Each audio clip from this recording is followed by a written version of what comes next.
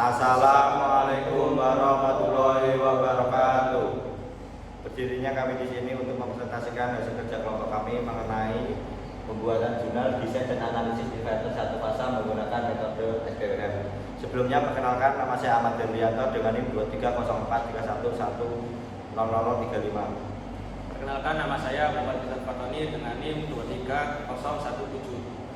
Perkenalkan, nama saya Muhammad Sabadi dengan NIM 230431100089. Perkenalkan, nama saya Ahmad Hasan Kamil dengan NIM 230431100004. Perkenalkan, nama saya Farhan Maulana dengan NIM 23001. Di sini kami membahas dengan judul desain dan analisis inverter satu fasa menggunakan metode SPWM.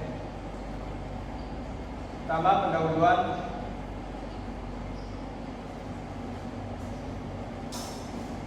Perkembangan teknologi di bidang elektronika telah mengalami kemajuan pesat dan berperan penting dalam kehidupan modern, mulai dari hiburan, komunikasi, hingga sistem kelistrikan, transportasi, industri, dan pengelolaan energi. Perubahan ini menyebabkan meningkatnya ketergantungan masyarakat terhadap energi listrik yang efisien dan berkelanjutan. Listrik menjadi bentuk energi paling fleksibel dan banyak digunakan, namun didistribusikan masih terjadi tantangan di beberapa wilayah karena keterbatasan infrastruktur dan faktor geografis. Sebagai solusi, penggunaan energi terbarukan seperti tenaga surya dan angin mulai diterapkan secara luas. Namun energi ini umumnya menghasilkan arus arah atau DC dengan tegangan rendah yang belum bisa langsung digunakan oleh peralatan listrik rumah tangga dan industri yang memerlukan arus bola-balik atau AC bertegangan 220 volt. Oleh karena itu dibutuhkan inverter, yaitu perangkat elektronik yang mengubah arus DC menjadi AC. Inverter sangat penting dalam sistem kelistrikan mandiri atau cadangan, seperti pada pembangkit listrik tenaga surya atau PLTS, sistem UPS, dan kendaraan listrik. Agar inverter dapat menghasilkan gelombang AC yang stabil dan menyerupai gelombang sinus, digunakan metode sinusoidal pulse width modulation (SPWM). SPWM mengatur lebar pulsa sesuai bentuk gelombang sinus sehingga menghasilkan tegangan AC yang lebih halus, efisien, dan minim distorsi. Penelitian ini bertujuan merancang dan menganalisis inverter satu fasa berbasis metode SPWM. Melalui simulasi dilakukan pengujian terhadap inverter dengan dan tanpa penerapan SPWM untuk melihat perbedaan kinerja dari segi tegangan, frekuensi, dan kualitas gelombang output. Hasilnya diharapkan dapat memberikan pemahaman mendalam tentang pentingnya penerapan metode SPWM dalam desain inverter satu fasa untuk menghasilkan output 50 Hz yang sesuai dengan standar kelistrikan. Yang kedua, penjelasan tinjauan pusaka dan ada di poin 2.1, konverter DC ke AC atau yang disebut inverter. Inverter adalah sebuah perangkat elektronika daya yang berfungsi sebagai konverter, yaitu mengubah sumber arus listrik searah DC direct current menjadi arus bola-balik AC alternating current. Proses ini sangat penting dalam berbagai aplikasi kelistrikan karena banyak peralatan listrik terutama di rumah tangga dan industri beroperasi menggunakan tegangan AC. Rangkaian inverter dirancang sedemikian rupa untuk menghasilkan bentuk gelombang output tertentu sesuai kebutuhan.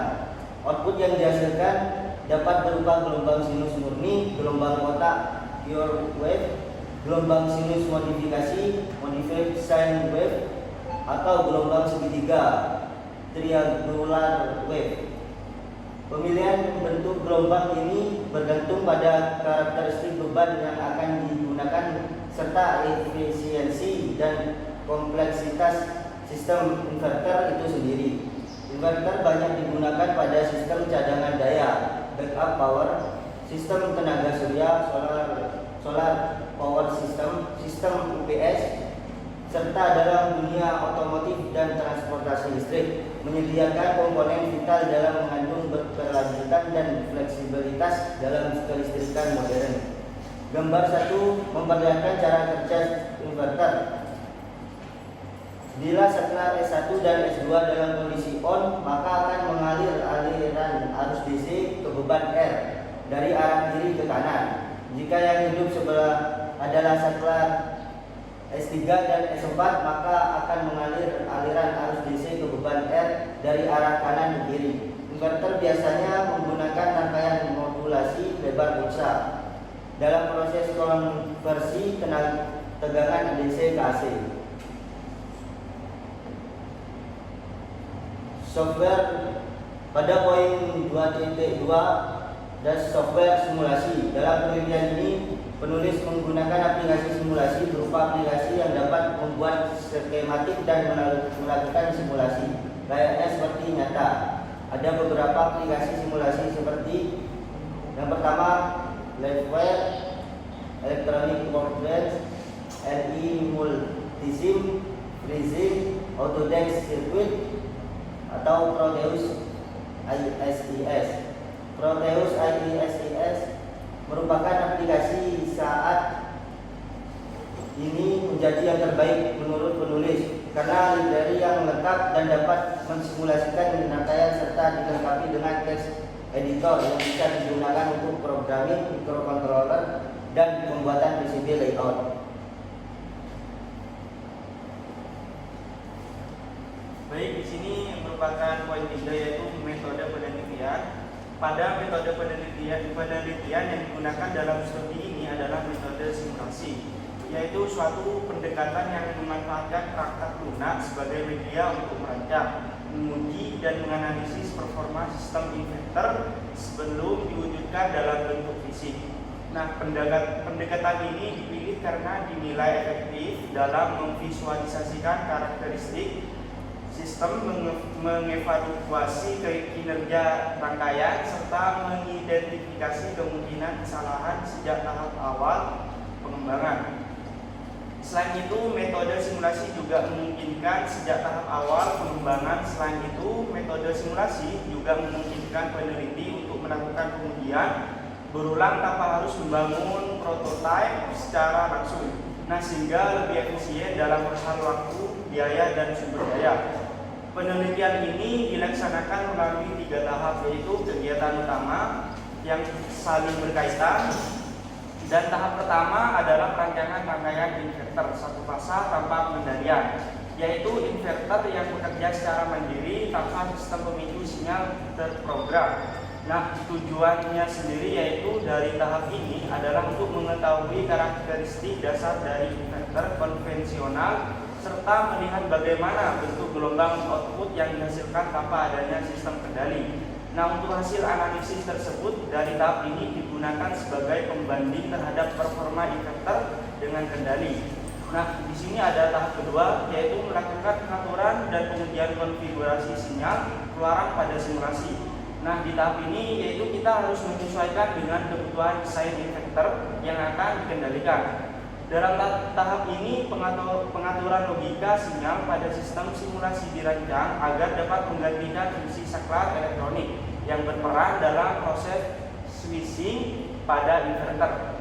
Konfigurasi tersebut menjadi dasar dalam membentuk sinyal PWM, yaitu disebut dengan pulse width modulation, yang akan digunakan pada tahap berikutnya.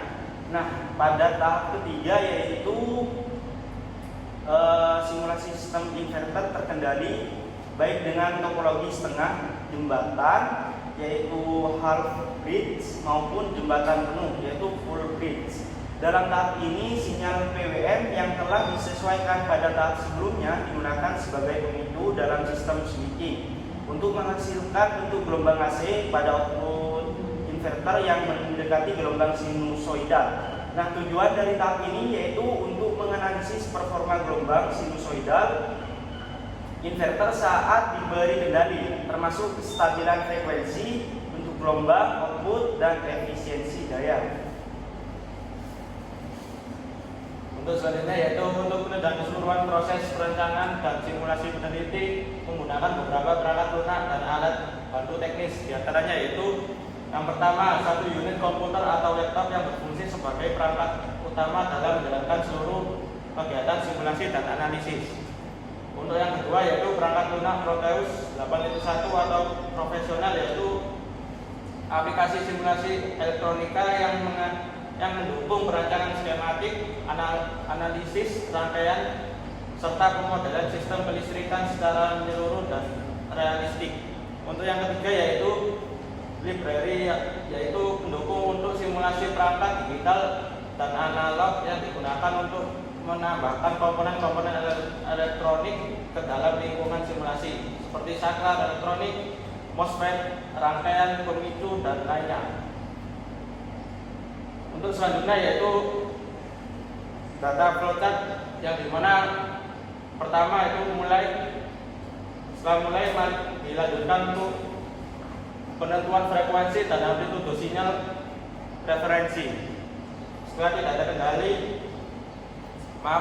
ada kendala, maka dilanjutkan penentuan periode per pulsa SPWM. Selanjutnya yaitu penentuan jumlah pulsa PWM, dan selanjutnya yaitu penentuan duty cycle per pulsa PWM atau Y. Setelah itu dikonversi nilai Y ke dalam duty cycle PWM microcontroller dan bisa langsung turun ke pembangkit sinyal atau kembali lagi pembangkit sinyal SPWM. Setelah itu aktivitasi output pin microcontroller dan selesai. Baik, langkah selanjutnya yaitu mensimulasikan. Di sini terdapat dua simulasi, yaitu simulasi yang pertama berupa simulasi.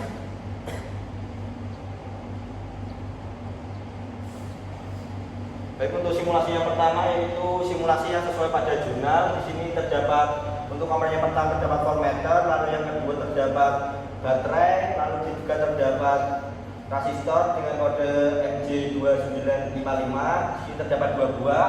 Kita gunakan juga resistor masing-masing 10K, dan lalu untuk selanjutnya yaitu kita menggunakan trafo, lalu digunakan alat ukur yaitu osiloskop. Sini saya akan mencoba mensimulasikan untuk rangkaian yang sesuai pada jurnal tersebut. Dan di sini bisa dilihat pada jurnal tersebut rangkaiannya terjadi kesalahan, sehingga pada simulasi yang kita lakukan pada osiloskop yaitu gelombang sinusoidalnya tidak mau keluar. Lalu untuk rangkaian yang kedua yaitu rangkaian yang telah kita modifikasi.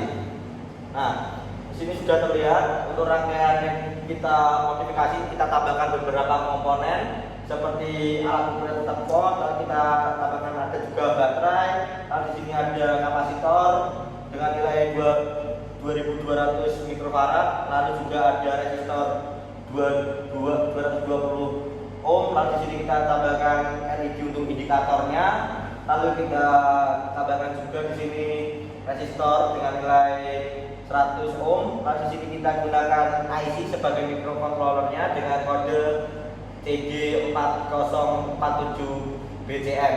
Lalu kita juga tambahkan di sini ada juga resistor dengan nilai 300K. Lalu kita gunakan variabel resistor.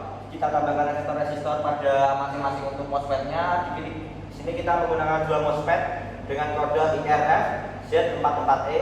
Lalu kita gunakan trafo untuk penurun tegangannya. Lalu kita juga gunakan lampu LED. Lalu kita gunakan alat untuk mengukur tegangan AC, dan ini kita juga menggunakan osiloskop untuk sebagai alat penguji bebannya, dan kita juga tambahkan di sini terdapat juga counter timer untuk menghitung seberapa lama kita ingin mengukur rangkaian ini. Dan untuk hasil simulasinya, dan setelah disimulasikan, untuk rangkaian ini bisa mengeluarkan gelombang sinusoidal dan bisa digeser dan gelombang ini bisa digeser ke bawah ataupun ke atas sesuai dengan kemauan kita pada osiloskop yang telah kita sambungkan tadi. Baik, mungkin itu saja video presentasi kita mengenai tugas besar kita. Kami mohon maaf jika ada kesalahan dalam penulisan ataupun simulasi ataupun pengucapan. Kami dari kelompok Elda mengucapkan terima kasih. Wassalamualaikum warahmatullahi wabarakatuh.